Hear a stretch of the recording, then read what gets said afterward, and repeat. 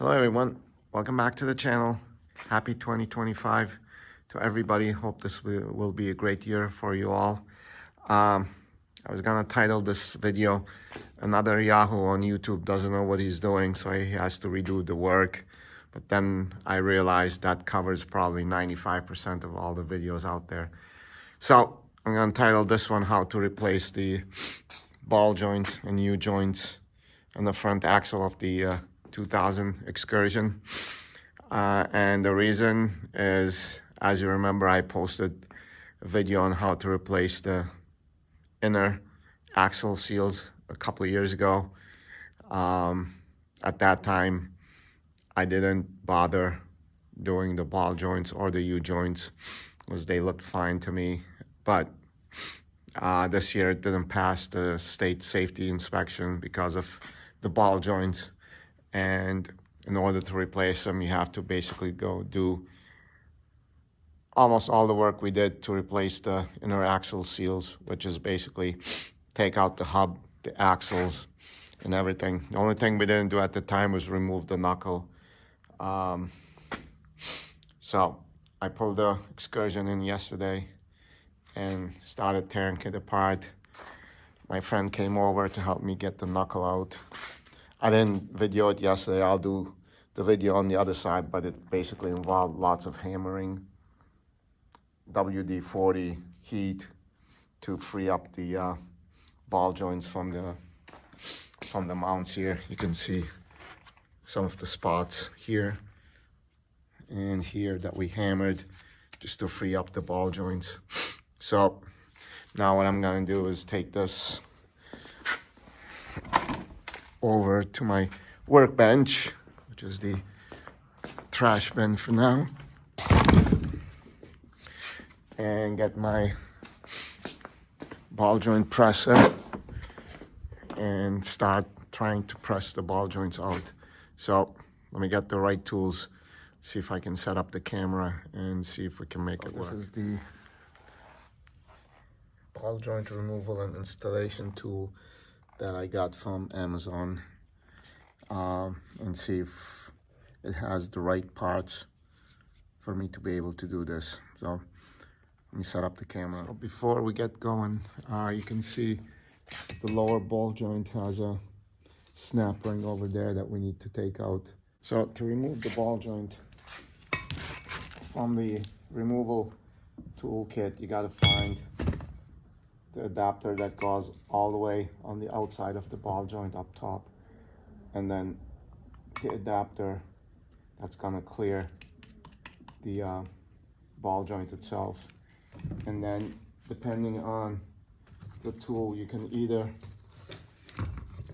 put an adapter on the bottom or just use the screw itself to push the ball joint out. So let's try it, see how it's gonna go.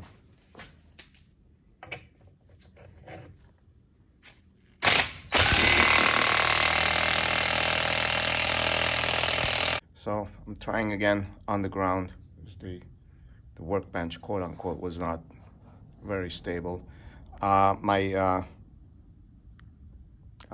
impact driver from Harbor Freight is not exactly the strongest, so it was not moving, so I had to call in the backup torch and starting to heat it up, and it started to budge. So I'm gonna keep using the torch here and then keep driving it until that pops out. So how it goes.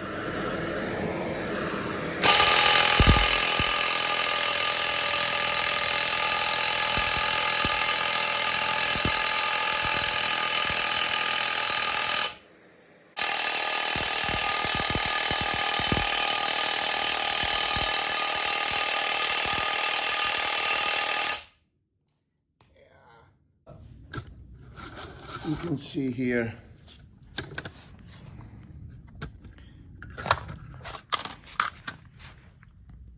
it did budge a little bit, so I'll just continue on and see what happens. So after all that, turns out the this piece was a little too short. It needed to be 1/2 inch longer because the cap that goes over it would not clear the stud on the ball joint. It was bottoming out on this and it wasn't letting it go out.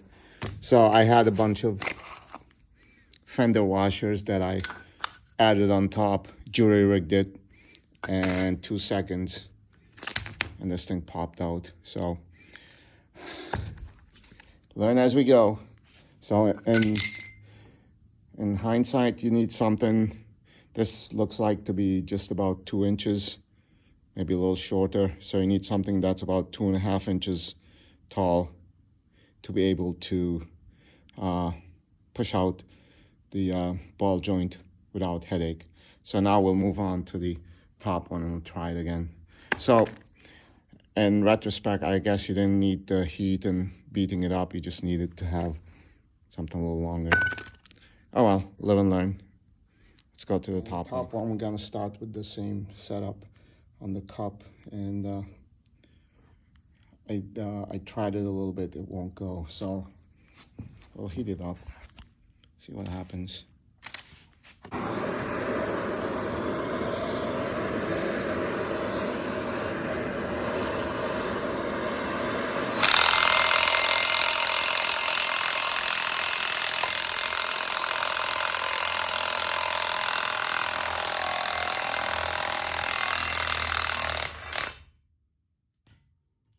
That's that one. So both of them are out.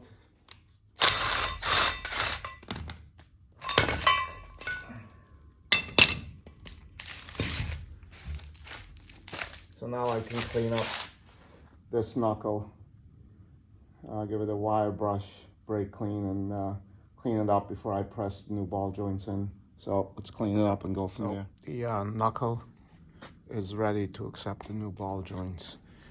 I got TRQ brand ball joints for the Excursion.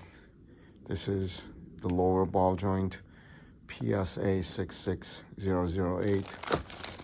It does come with the nut and the snap ring, so there's no need to save the old ones. And this is the upper one, PSA 66007, and it also comes with the casting nut. It does have a snap ring, but I don't think we ever need to use that, and it also has a cotter pin, so no need to use any of your old hardware. And then I actually got the Spicer U-joints, SPL 55 3X. Those were relatively inexpensive on Amazon, so I got those. So we're gonna do those after. So now I'm just gonna set up the press to press the ball joints in. So it goes upper first and then lower second. So set it up and see how it goes. Before we get started, per the TRQ instructions, we have to get these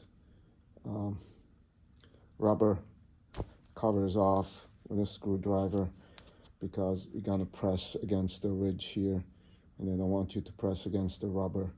So let's try to take this thing out. Supposedly just with a screwdriver it pops up, but we'll see. So you need to try to get in the lip here and just gently start prying so you can get the boot out. Once you get it out, then on the metal you can start pressing into the knuckle. So goes in here, and you get the press and set it up, and we'll start on. The setup is ready to go. What I did is, when I set the ball joint and squared it, put the adapter and just tapped it lightly with the hammer, just so the ball joint sits square and won't budge won't move around when I set up the rig. So let's try it, see how it's gonna go.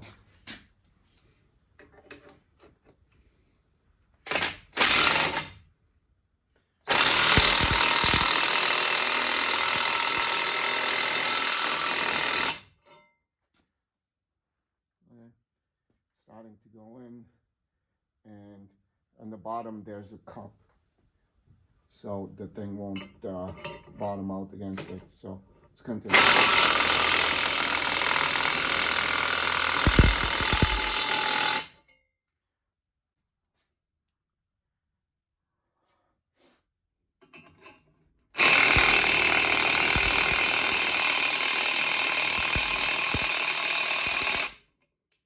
Let's take it out and see.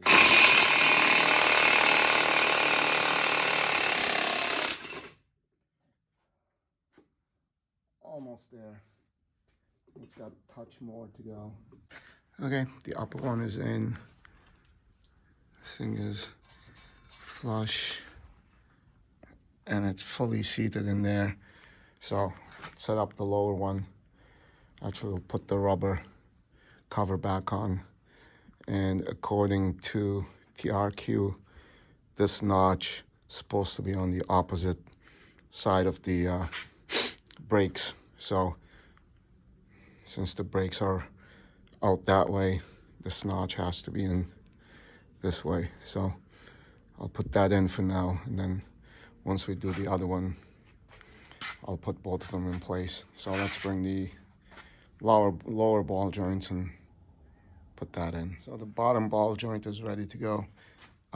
That one is slightly bigger than the top ball joint, so the exact same setup will not work. I found another adapter for it, so I'm going to use that one to press it in. But down here, this cup is just the perfect size on the circumference, so it might hit the edges when the ball joint goes past the lip here. So I might have to rig something else for it to continue going down enough for the snap ring to get in place. So let's try this and see how it goes.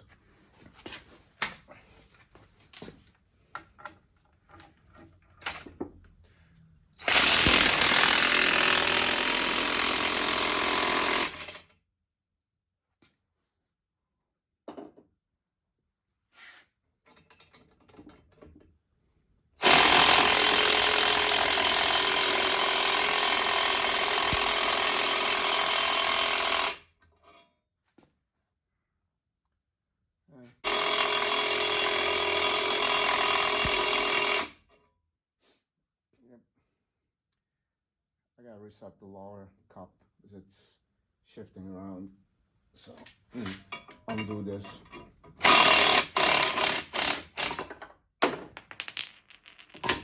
But you can see here it's starting to come in. So we'll continue on. After going back and forth trying to figure out if I had any combination of pieces that would work, nothing worked. I even went to AutoZone, Home Depot to see if they had a 2-inch socket. Maybe I could use that for the cup, but couldn't find anything. So I ended up cutting the cup I had in half so I can make it fit, because there was no combination of spacing that was gonna work with the adapter here that they have. So I was using these washers. You can see this one, the amount of force it bent it. Nothing was working, so I just cut that in half, and now I'm gonna try it. It's got like almost there. It's like 1/8 of an inch off. So let's try that one and see how it goes. That end up using some heat to expand the knuckle just to press it in. So looks like it's in, and according to, again, TRQ is supposed to give a couple of love taps for the thing to sit, and should be theoretically good to go. Let's take it out and see how it looks. As you can see, the groove is fully exposed, so this thing is seated. That's done. Let's put the rubber cap on it and mount the knuckle back on the car and move on. So we got both ball joints in. So let's see if we can put the knuckle back on.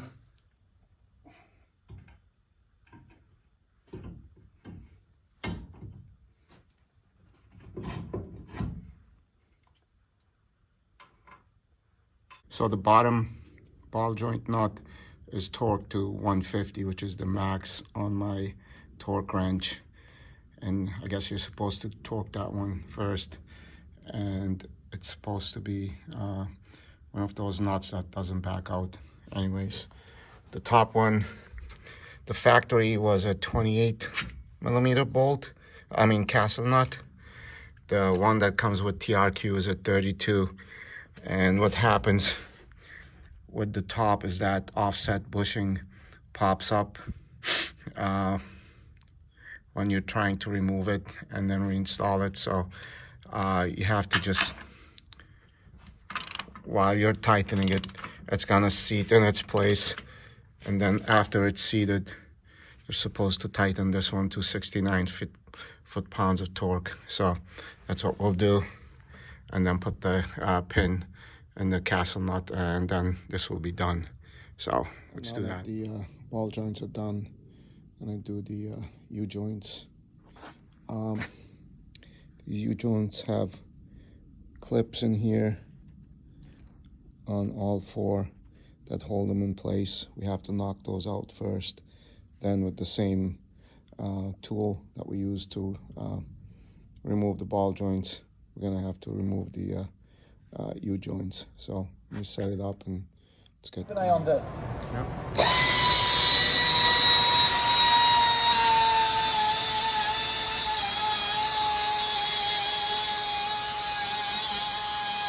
As you saw earlier, I had to bring the axle to my friend's shop and use a cutoff wheel to cut the U-joints out of the shafts.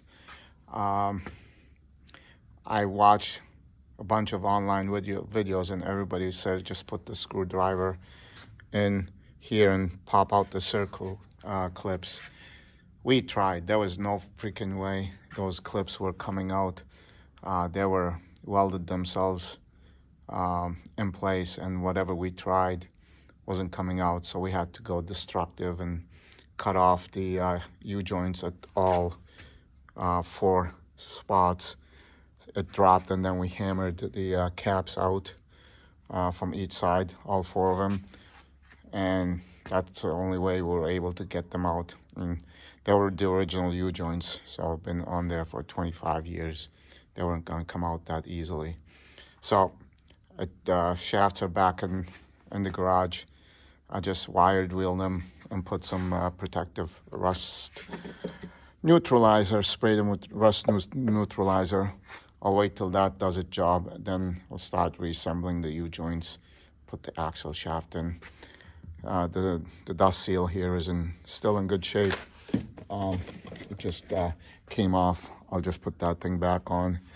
The vacuum seal is okay, but I already got a new replacement because I knew it wasn't gonna come out easy from its spot. We had to hammer on it, and we did. Even though it's still in one piece, I got a new seal for it, so I'll pop that one in, and then put the axle back in, reassemble the hub, and put everything back on and move on to the other side.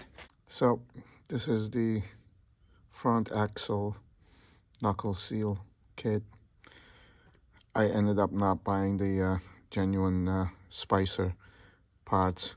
It was just from Amazon, and it actually did come in with the dust seal and then the actual vacuum seal, so I don't have to reuse this one. Even though it's in decent shape, I'll just keep it as spare. So and that's the old one, just like when we did the previous video for the axle seals. Just knocked it out with the hammer around until it came out. So the axle shafts are here. Just gave them a clean up and quick coat of paint, and once they dry up, just scuff the, I guess they call them the races or whatever they are, here with the scuff pad, and then reinstall the U-joints, put the seals on, and then put it in the car. So wait for these to dry up and continue. Now that the axle shafts are ready, we're gonna start with installing the U-joints. This is the Spicer part number, SPL55 3X. It's non-serviceable, so there's no Zerk fitting or anything on this one. So in order to install it, we have to remove the caps. And basically these just should theoretically pull out like this, but sometimes they're packed so well that they won't budge. So I was trying something and I found a little trick to get them pop out. So let me set up the camera and I'll show it to you how I did it. I tried these things and they should just pop out like this. These two I tried a trick I did. Like this one is stuck, won't come out. So rather than force it, I got my little wire brush, and with the tip of it, I just went like this, and it popped right out. Of course, that's not gonna do it. Try this end.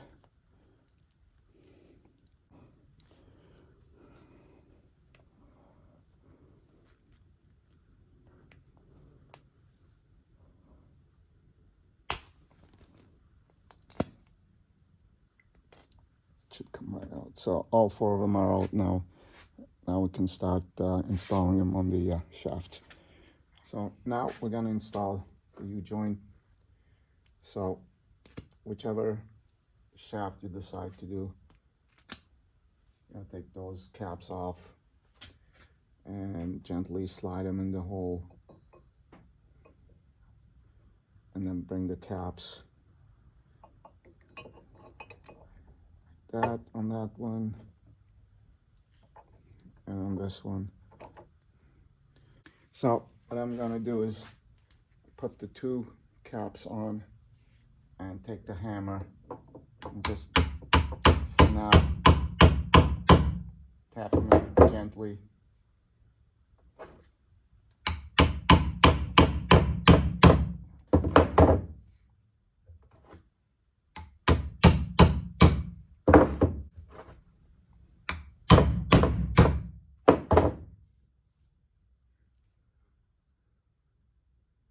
Almost.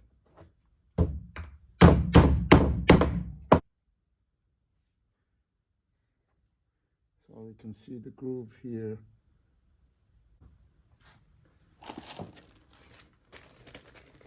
These are the C-clips that come with the U-joint. And we're just supposed to just take them and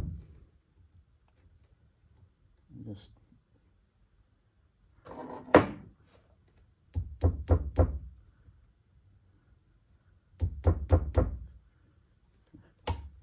like that. So those both are in.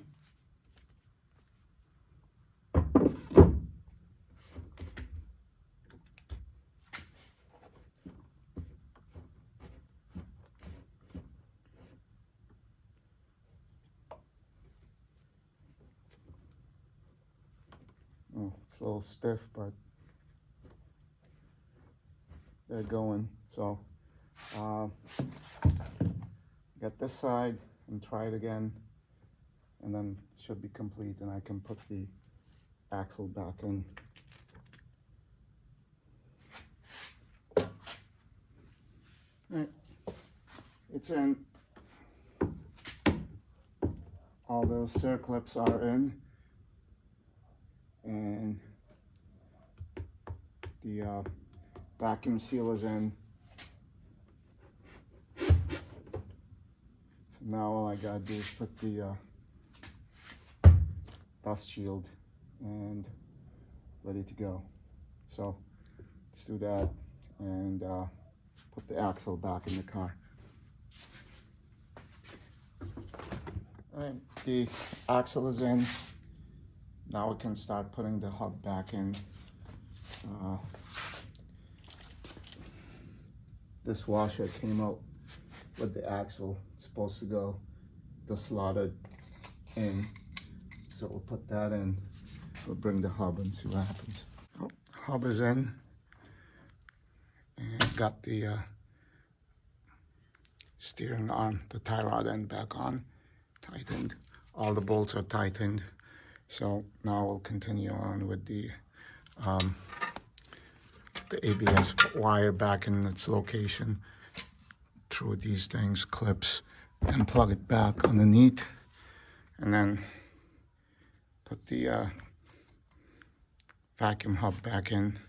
I did get a pair of new hubs because the passenger side has seized on me and was not engaging. So they were like $65 for the pair on Amazon. So let me hook up the ABS wire, put the hub, rotor, caliper, wheel, and this side will be done, and then we'll move on to the next side, to the other side. Also, from what I've read online, like 90–95% of people are saying that the knuckle will be stiff in the beginning with the tie rod end disconnected, and it should loosen up after a while of driving. I did experience that, even though I tightened it correctly, snug on both. Then you torque the bottom to 115, the top to 69. It still felt a little hard to move. Not with one hand, I could move it with two hands, but there was no binding. So looks like everything's fine. Everything's back in, so we'll continue on with the rest. Put the hubs, rotor, caliper, wheel, and then drop the side and start on the other side. So let's continue on. We're continuing on the passenger side. I got the axle out, and I was able to break free the castle nut and the bottom nut. For some reason, my passenger side was a little rustier than the driver's side, so it took an effort to get the castle nut out at the top. So what I'm gonna do now is just heat it up and pound it, because I tried pounding it and nothing happened. So put some heat on the here,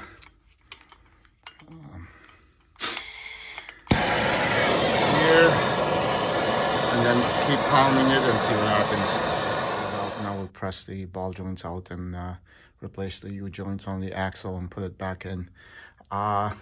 It was a struggle. When pounding this thing out, the offset bushing came out slightly, so I was able to free it up and take it out, and that was the only way I was able to free up the ball joints, the upper ball joint. And then the lower, I just kept heating and hammering it. It eventually came out. So there's no easy way. Just pound the daylights out of the knuckles to be able to get it out. So now I'll press the ball joints out, continue on, put everything back together, and finally get this thing done. So continue on. New ball joints are pressed in, and the knuckle is back on the car.